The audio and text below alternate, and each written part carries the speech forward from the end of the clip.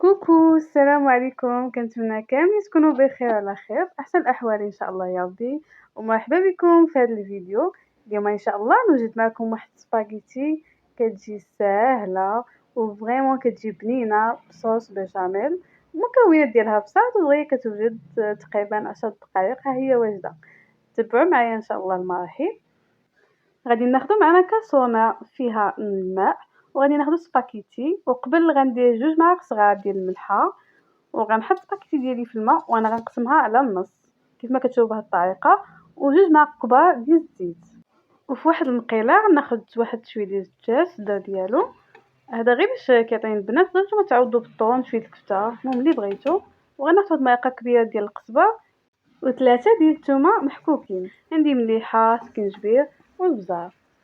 الملحه كتبقى حسب الذوق ديالكم. صافي كنحرك بهذه الطريقه هذه، وغادي نزيد راس معلقه ديال الخرقوم، يعني غير باش كيعطي اللون. وصافي صافي كتبقاو تحركوا فيها بهذا الشكل هذا حتى تحمر مزيان بحال هكا.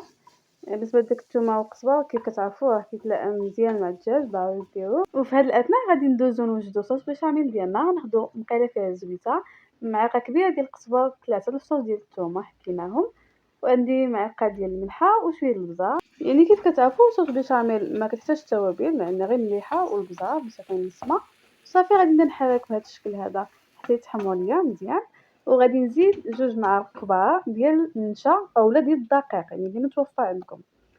صافي وغادي نحرك مزيان حتى يولي ليا بهذا الشكل هذا اللي كتشوفوا معايا.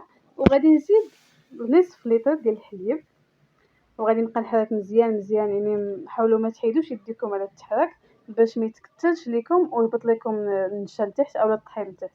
وكيف كتعرفوا صوص بشاميل ما كتاخذش الوقت بزاف، يعني كتجي بنينه وكتجي خاته بهذا الشكل هذا كيف غتشوفوا معايا دابا. هانتوما تجي بنينه. صافي ملي طابت غادي نطفي عليها وغادي ندوز للتقديم. حتى لي باط ديالي طابت غنحطها نصفيها، ومن بعد غادي نقادها في صوص بشاميل هي الاولى كنكبها، ومن بعد كنكب معايا الدجاج. وصافي كنبدا نحرك بهذا الشكل هذا، وكنكون ديجا شعلت على البوطه يعني كتكون مهيله باش كيسخن ليا داكشي وكيتعلق. كيف كتشوفوا معايا شوفوا التعليكه، يعني راه فريمون تيجي زوين بزاف. وضيفوا ليه ضروري الزعتر في الاخير كيعطي واحد النسمه زوينه بزاف. ونتمنى ان شاء الله تجربوا هاد الطريقه. كيف كنعرفوا حنا ديما بلي انا سباغيتي يعني كنقادوها غير بصوص طوماط، ولكن بصوص بشاميل فريمون كتجي زوينه. تقدروا نتوما تبدلوا سباغيتي ديروا لي باط يعني اللي كتبغيو. كتجي زوينه ومالكه وخفيفه، يعني ما ثقيلاش، تقدروا ديروها حتى في العشاء هكا خفيف. انا قدمتها بهذا الشكل هذا في الطباسيل، نتوما تقدروا ديروا اي شكل بغيتو، يعني كيف الاختيار ديالكم. ابخي تقدروا تزيدوا فروماج يعني محكوك، ان دوت فروماج راه كيعجبني، وصافي شويه دجاج.